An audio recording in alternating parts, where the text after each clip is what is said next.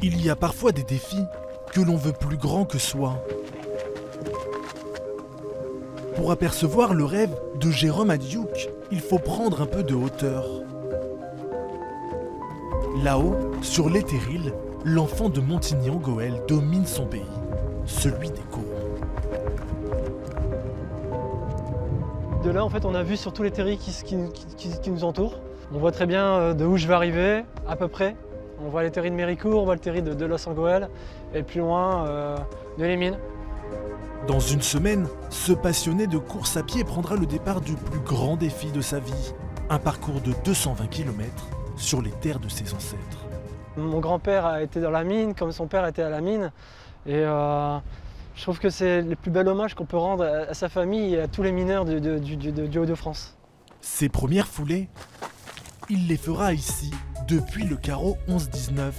Il s'agissait de l'une des dernières fosses en activité dans le bassin. Cet emblème du passé minier est désormais devenu le départ du trail des Pyramides Noires.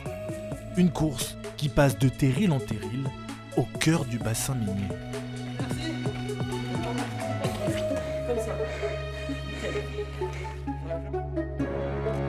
Tu as la charge opposée au pied. Et là, tu essaies au maximum de t'étendre. Le bassin minier va lui présenter un terrain complètement irrégulier. Donc le but, c'est vraiment de stabiliser sa foulée pour qu'il puisse paraître à toutes les formes de déséquilibre qu'on va pouvoir avoir. Parce que Jérôme va courir en descente, sur des dévers, sur des montées, très peu sur du plat, sur des terrains qui vont changer. Donc le but, c'est vraiment de rendre son pied plus intelligent en stabilisant sa foulée. Le coureur s'apprête à réaliser l'équivalent d'un Lille-Paris en 24 heures non-stop.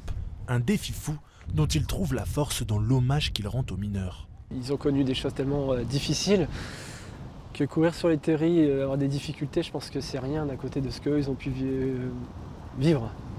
Donc voilà. Fouler les terres du bassin comme pour lui redonner vie, plus de 30 ans après la fermeture des mines.